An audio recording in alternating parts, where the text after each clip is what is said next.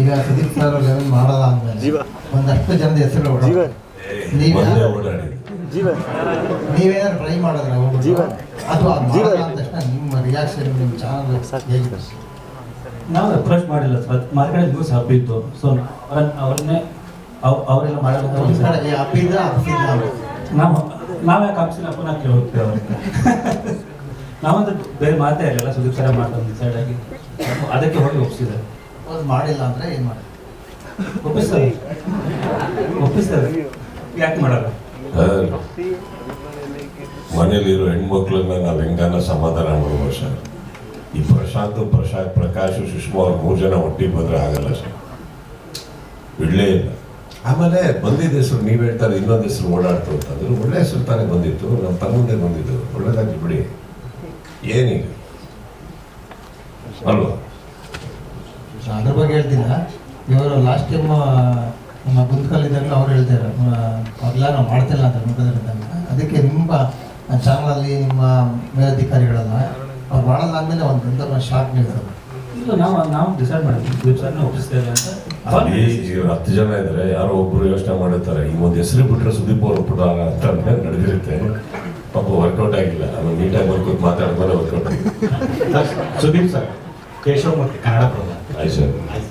Sir, ಈಗ ಅದೇ ನವೀನ್ ಅವ್ರ ಒಂದು ಕ್ವಶನ್ ಕೇಳಿದ್ರಲ್ಲ, ಆ ಕ್ವಶನ್ ಭಾಗವಾಗಿನೇ ಕೇಳ್ತಾ ಇರೋದು. ನವೀನ್ ಅವಾಗಲೇ ರಂಗೀರ್ ಕೇಳಿದ್ರಲ್ಲ. ಸೊ ಏನೇ ಆಸ್ ಎ ಹೋಸ್ಟ್ ಆಗಿ ನೀವು ಒಪ್ಕೋಬೇಕಾದ್ರೆ ರೆಕಮೆಂಡೇಶನ್ ಅದರ ಥಿಂಕ್ ಬಿಟ್ಬಿಟ್ಟು ಏನು ನಿಮ್ದು ಕನ್ಸರ್ನ್ ಇಂದ ಏನು ಕಂಡೀಷನ್ ಹಾಕಿರ್ತಾರೆ ಏನಾದ್ರು ಅಂತ ಎವ್ರಿ ಶೋ ಕಾರ್ಯಕ್ರಮ ಕನ್ನಡಿಗರಿಗೆ ಕರ್ನಾಟಕದಲ್ಲ, ಕನ್ನಡದವ್ರಿಗೆ, ನಿಮ್ಮಂಥವ್ರಿಗೆ, ನಮ್ಮಂಥವ್ರಿಗೆ ಇದ್ರಲ್ಲಿ 10 ಕನ್ನಡದ ಮನೆ ಉದ್ಧಾರ ಆಗುತ್ತಾ, ಬರ್ತಾರವ್ರ ಕನ್ನಡದವ್ರು ಕೆಲಸ ಮಾಡ್ತಾ ಇದ್ದಾರೆ, ಅವ್ರ ಕುಟುಂಬಕ್ಕೆ ಅನ್ನ ಹೋಗುತ್ತಾ, ಕನ್ನಡದಲ್ಲಿ ಎಲ್ಲರ ಮನೆ ಮುಟ್ಟಾದಲ್ಲಿ ಒಂದು ನಗು ಬರುತ್ತಾ, ಖುಷಿಯಾಗಿ ಕನ್ನಡಕ್ಕೆ ಮುಳುಗ್ತಾರಲ್ಲ ಅಂತ ನನ್ನ ಉದ್ದೇಶ. ಆಗಲ್ಲ ಸರ್, ಇದು ಕಂಡೀಷನ್ ನಿರೂಪಕರಾಗಿ ಏನು ಕಂಡೀಷನ್? ಏನಕ್ಕೆ ಸರ್, ನಾನು ನನ್ನ ಮಗಳಿಗೆ ಏನು ಕಂಡೀಷನ್ ನಿಂಗೆ ಏನಮ್ಮ ಬೇಕು ಅಂತೀವಿ, ಯೋಗ್ಯತೆ ಇದ್ರೆ ದುಡ್ಡು ಕೊಡ್ತೀವಿ, ಇಲ್ಲಾಂದ್ರೆ ಕಷ್ಟಪಟ್ಟು ಕೊಡ್ತೀವಿ, ಏನೋ ಮಾಡ್ತೀವಿ, ಅದು ಒಳ್ಳೇದಲ್ಲ ಅಂತ ಹೇಳ್ತೀವಿ. ಒಂದು ತಿಳ್ಕೊಳ್ಳಿ ಸರ್, ನೀವು ಕೆಲವು ಪ್ರಶ್ನೆಗಳು ಕೇಳೋ ತಪ್ಪೇ ಅಲ್ಲ, ಕೇಳಿ ನಿಮ್ಗೆ ಅಧಿಕಾರ ಇದೆ, ಬಟ್ ಕೆಲವು ಅರ್ಥ ಮಾಡ್ಕೊಳ್ಳಿ.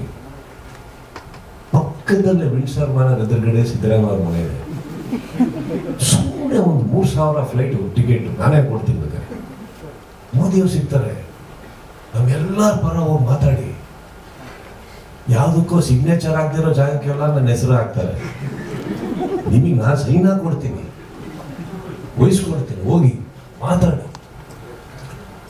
You should understand, nobody is bigger than the government, the power or anybody. We are all lesser people. ಇದೇನಾಗುತ್ತೆ ಗೊತ್ತಾ ಸರ್, ನಿಮಗೆ ಯಾಕೆ ಬೇರೆ ಪ್ರಶ್ನೆಗಳು ಬರಲ್ವಾ? ಈಗ ನಾವು ದುಡಿತಾ ಇರೋದ್ರಲ್ಲಿ 10 ಜನಕ್ಕೆ ಒಳ್ಳೇದು ಮಾಡ್ತಾ ಇದ್ದೀನ ಕೇಳಿ ಹೇಳ್ತೀನಲ್ಲ, ನಾನು ದುಡಿಯೋದ್ರಿಂದ ಯಾರಿಗಾರ ಸಮಾಜಕ್ಕೆ ಏನಾರ ಕೊಡ್ತಾ ಇದ್ದೀನ ಕೇಳಿ ಹೇಳ್ತೀನಲ್ಲ, ನಾನು ದುಡಿಯೋದಲ್ಲ ನಾನು ಬರೀ ನನ್ನ ಮಗಳಿಗೆ ಕೊಡ್ತಾ ಇದ್ದೀನ ಕೇಳಿ ಹೇಳ್ತಾ ಇದ್ದೀನಲ್ಲ, ಯಾಕಂದ್ರೆ ಸ್ಕೂಲ್ ಓಪನ್ ಮಾಡಿದ್ದೀನ, ಅನಾಥ ಮಕ್ಕಳಿಗೆ ದತ್ತು ತೊಗೊಂಡಿದ್ದೀನ, ಆಪರೇಷನ್ ಮಾಡಿದ್ದೀನ, ಮಾಧ್ಯಮ ಮಿತ್ರರಲ್ಲೇ ಎಷ್ಟೋ ಜನ ಬಂದಾಗಿ ನಾನು ಸಹಾಯ ಮಾಡಿದ್ದೀನ. ಈ ಪ್ರಶ್ನೆಗೆ ನನ್ನ ಹತ್ರ ಉತ್ತರ ಇದೆ. ನೀವು ಪರ್ಸನಲ್ ಆಗಿ ಸಿಕ್ಕಿದಾಗಲೂ ನನಗೆ ಈ ಥರ ಪ್ರಶ್ನೆಗಳು ಕೇಳಲ್ಲ. ನನ್ನ ಹೊಗಳ್ತೀರಾ, ಹಾಡಾಡ್ತೀರಾ, ನಿಮ್ಮತ್ತವ್ರು ಇನ್ನೊಬ್ಬ ಇಲ್ಲ ಅಂತೀರಾ, ನಿಮ್ಮ ಬಗ್ಗೆ ಬುಕ್ ಬರಿಬೇಕು ಅಂತೀರಾ.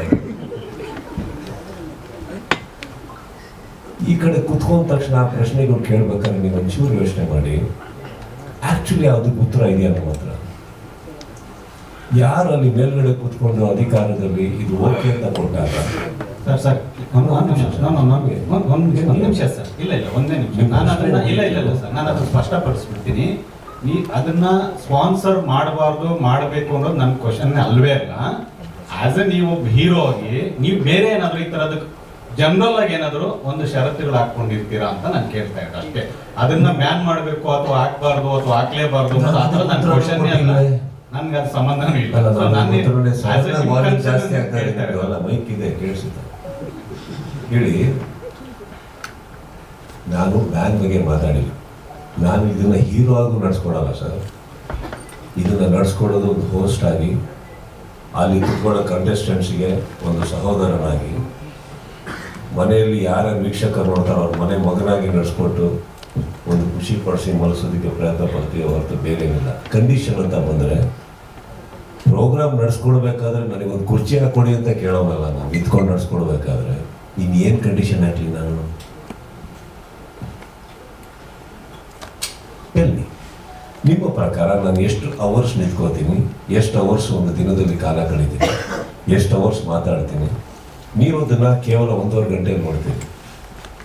ಸೊ ನಾನು ಅದಕ್ಕೆ ಯಾವುದಕ್ಕೂ ಕಂಡೀಷನ್ ಹಾಕಲ್ಲ ಅಂದಮೇಲೆ ನಿಷ್ಕಳಂಕವಾಗಿ ಒಂದು ಕಾರ್ಯಕ್ರಮನ ನಡೆಸ್ಕೊಡುವಂಥ ಪ್ರಯತ್ನ ಪಡ್ತೀನಿ ನಾನು. ನಿಮ್ಗಳಿಗೆ ಖುಷಿ ಪಡ್ತೀನಿ. Hi Sudeep sir. ಲಾಸ್ಟ್